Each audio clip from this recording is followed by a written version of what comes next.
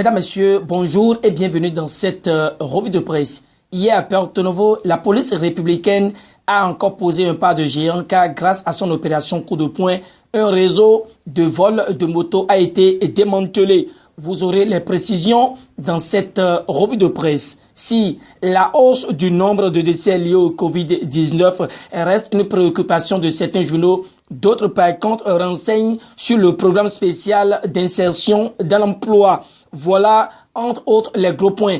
Mais le développement après la découverte du quotidien La Cime de l'Info, qui est le journal à l'honneur ce jour sur GS et Communication. Drame à Kandi, titre Le Canard, avant de rapporter qu'un cultivateur se jette dans un puits et meurt. De cette note de tristesse placardée en surmanchette, La Cime de l'Info opine sur l'augmentation exponentielle des cas de contamination de Covid-19 et voudrait savoir en manchette si c'est les conséquences de la négligence des mesures barrières. Livrant sa dose d'informations à propos de cette pandémie qui gagne en nombre, le journal de Isaka Kochoni pense qu'il y a urgence de reprendre la sensibilisation suivie de la répression. Toujours avec La Cime de l'Info, et l'on apprend que des enseignants du secondaire pour non-perception des primes d'heures supplémentaires pour le compte de l'année scolaire 2017-2018 appelle le président Patrice Talon au secours. Sans discourir, le Canard met à disposition la lettre de leur collectif au chef de l'État. La Cime de l'Info termine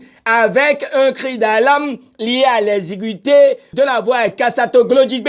À quand la fin des tueries des populations sur ce tronçon, se demande le journal de Isaka Kochoni qui interpelle vivement le ministre des Transports à cet effet. L'autre chose qui interpelle, c'est la situation critique des Béninois vivant aux Émirats Arabes Unis. Le Béninois libéré révèle qu'il pleure pour rentrer. À cette préoccupation s'ajoute le nombre de cas de décès de Covid-19 qui passe de 7 à 9 suivant le journal de Aboubakar Takou. Au regard de cette situation qui prévaut, Matin Libre voit que la psychose gagne du terrain et les clarifications du gouvernement sont attendues. Le même journal dénonce que la surcharge a repris chez les Tokpa qui bafouent lamentablement les mesures barrières. Or, l'hôpital de zone d'Alada est saturé, écrit les pharaons. Pendant ce temps, Fraternité pense qu'un dépistage et désinfection à l'hémicycle s'avère nécessaire pour prévenir de nouveaux cas au Parlement. Le quotidien de Ménoté n'oublie pas de mentionner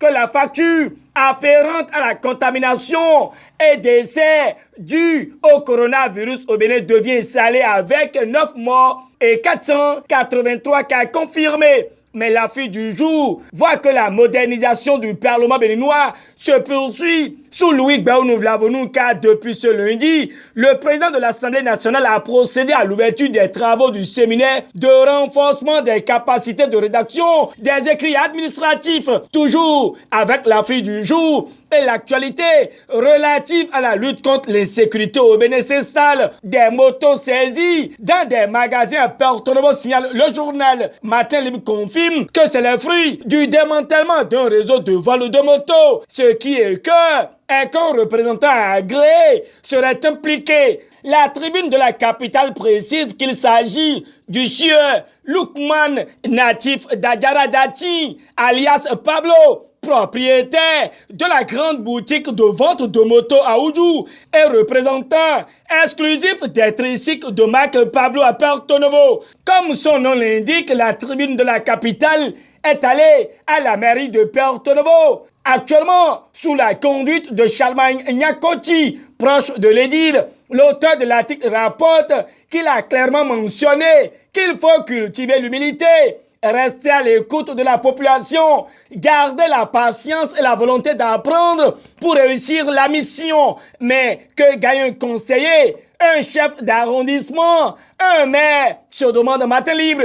Le Béninois libéré, n'ayant pas de réponse à cette préoccupation, parle de la mise en œuvre du programme spécial d'insertion dans l'emploi. Selon lui, 2000 jeunes seront embauchés le 1er juillet. Et Talon brise ainsi les côtes au monstre du chômage des jeunes, rallonge le Béninois libéré. La nation certifie que le programme spécial d'insertion de l'emploi est réel, mais ajoute pour sa part que la plateforme d'enregistrement est désormais opérationnelle.